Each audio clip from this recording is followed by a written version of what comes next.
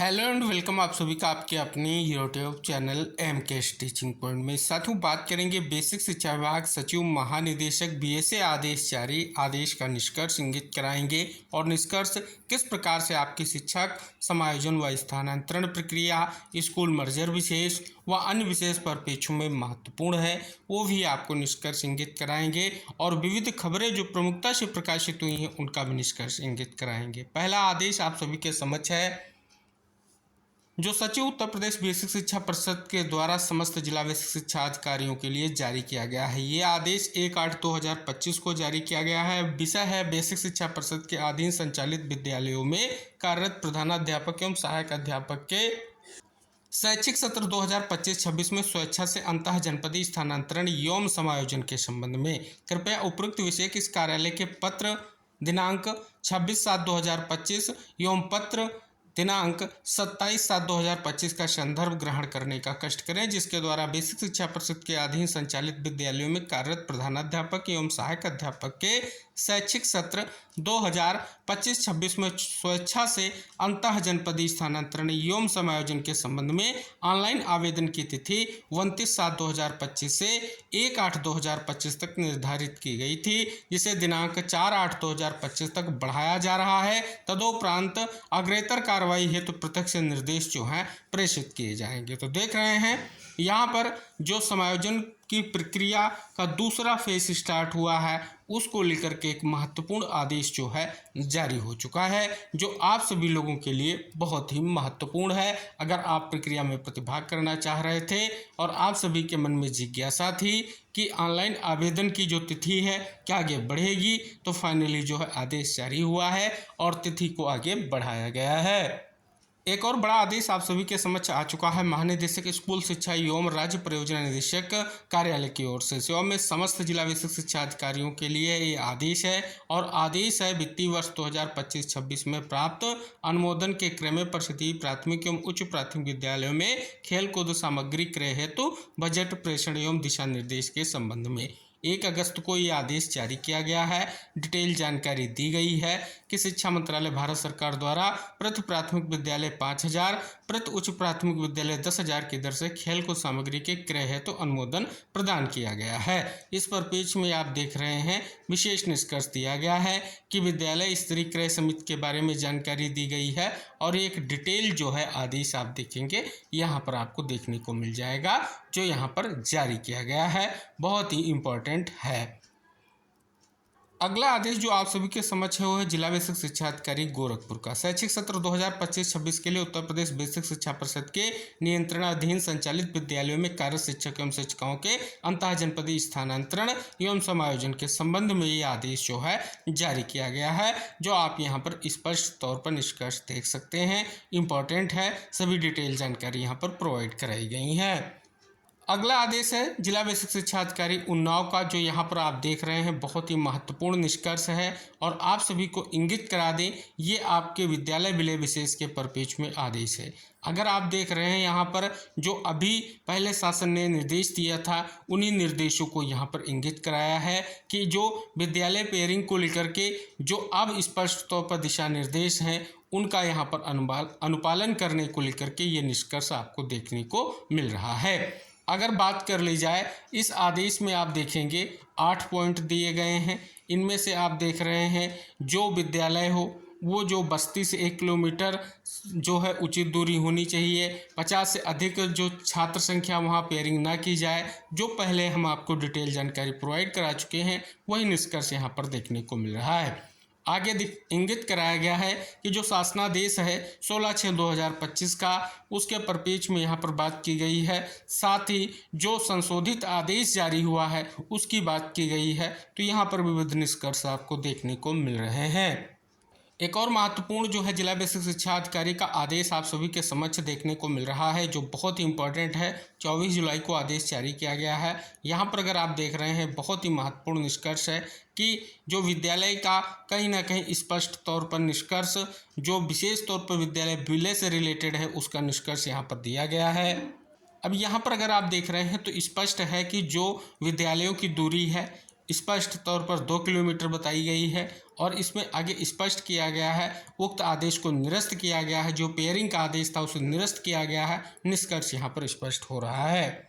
इसी के साथ ही शिक्षा निदेशक का महत्वपूर्ण आदेश अगर आप देखेंगे कि जनपदों में पेयरिंग के उपरांत अमान्य विद्यालयों के संचालन के संबंध में ये आदेश देखने को मिल रहा है।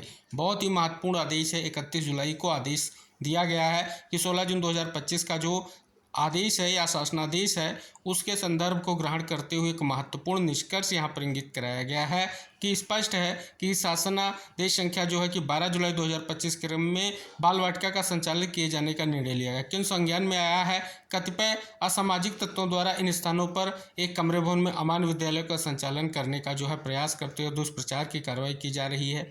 उस परिप्रेक्ष्य में यहाँ पर निष्कर्ष है आदेश भी जारी किया गया है।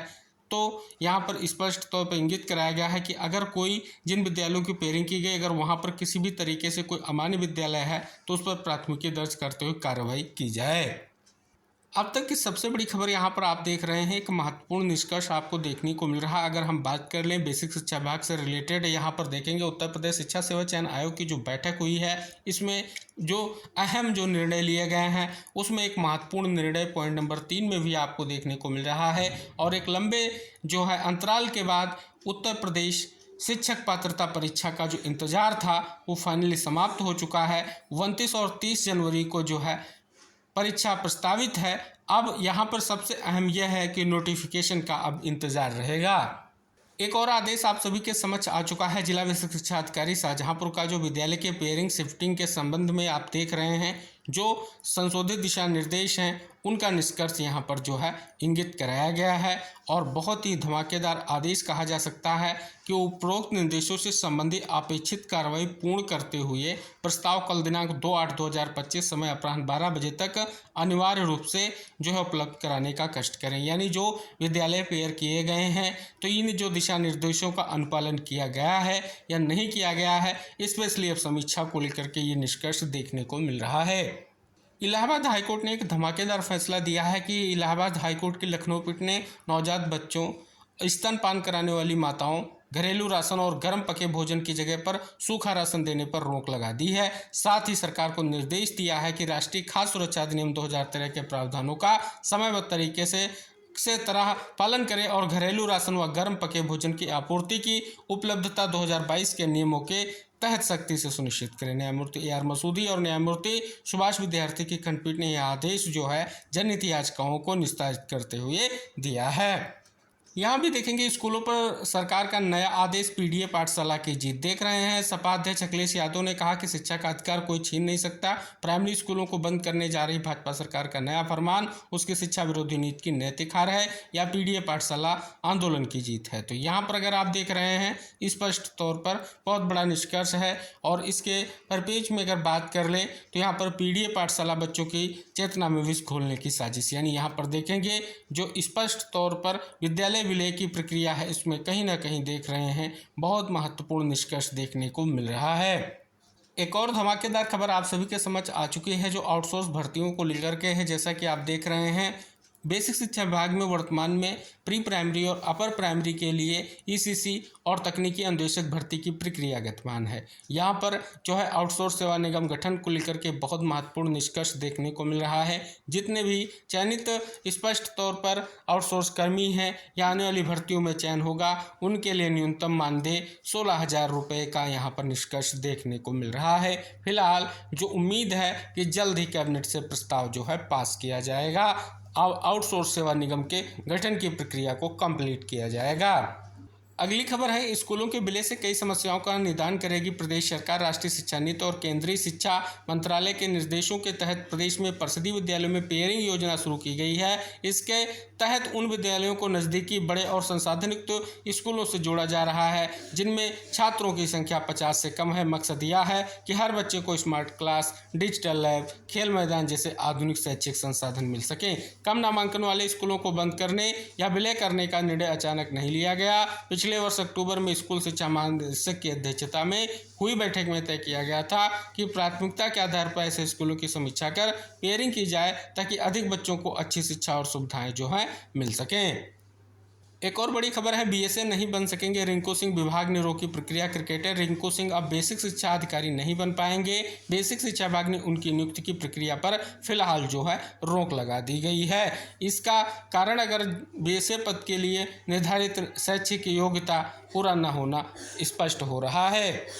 इसी तरीके से आंगनबाड़ी भर्ती के परिप्रेक्ष्य में यहाँ पर निष्कर्ष देखने को मिल रहा है कि आंगनबाड़ी कार्यकर्ताओं की भर्ती में खूब चले फर्जी प्रमाण पत्र। यहाँ पर देख रहे हैं डिस्ट्रिक्ट प्रयागराज से बड़ी खबर आ चुकी है। यहाँ भी देखेंगे कि 4 वर्ष बाद यूपीटीटी की तिथि घोषित, जिसके परिप्रेक्ष्य में डिटेल जानकारी यहाँ पर जो है दी गई है। यानी बात कर लें यूपीटीटी का जो पिछला विज्ञापन 2021 में आया था और परीक्षा 23 जनवरी 2022 को कराई गई थी। यानी 4 साल बाद फिर से यह परीक्षा आयोजित की जाएगी। हजारों बीएड और डीएलएड धारकों को शिक्षक बनने का अवसर मिलेगा। बड़ी खबर है, खंड शिक्षा अधिकारियों की भर्ती का रास्ता साफ हो चुका है। संशोधित नियमावली का गजट जारी, जल्द आएगा विज्ञापन। देख रहे हैं 134 पदों को लेकर के कहीं ना कहीं बड़ा निष्कर्ष देखने को मिल रहा है।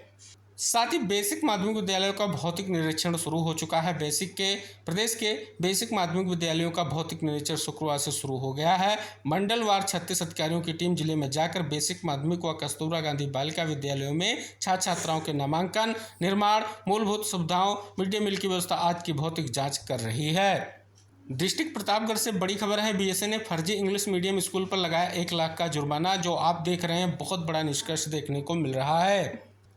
डिस्ट्रिक्ट अमेठी से बड़ी खबर है कि जिले में 59 स्कूलों का नहीं होगा विलय। परिषदीय स्कूलों के विलय को लेकर के उठ रही आपत्तियों के बीच शासन ने नीति में बदलाव किया। अब ऐसे किसी भी विद्यालय का विलय नहीं किया जाएगा जिसकी दूरी 1 किलोमीटर से अधिक है या उसमें 50 से अधिक विद्यार्थी पंजीकृत हैं। इस निर्णय से जिले के 59 स्कूल विलय प्रक्रिया से बाहर हो गए हैं।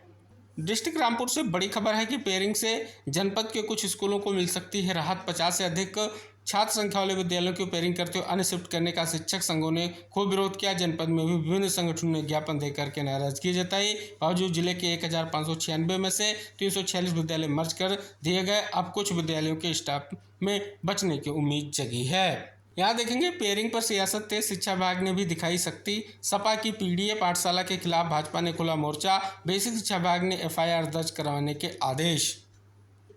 तो ये थी उत्तर प्रदेश बेसिक शिक्षा विभाग से रिलेटेड वो महत्वपूर्ण खबरें, वो महत्वपूर्ण आदेश जिनका विस्तृत निष्कर्ष आपके लिए महत्वपूर्ण है, उसको हम इस वीडियो के माध्यम से आप तक शेयर करने का पूरा प्रयास किया है। उम्मीद है कि आप वीडियो शेयर करेंगे, चैनल को सब्सक्राइब ज़रूर करेंगे और वीडियो को लाइक करने के साथ साथ वीडियो को शेयर ज़रूर कर दें जिससे इन्फॉर्मेशन सभी तक पहुंच सके। शेष नेक्स्ट इन्फॉर्मेशन के साथ नेक्स्ट वीडियो में हम फिर उपस्थित होंगे। तब तक के लिए टेक केयर, बाय बाय साथियों।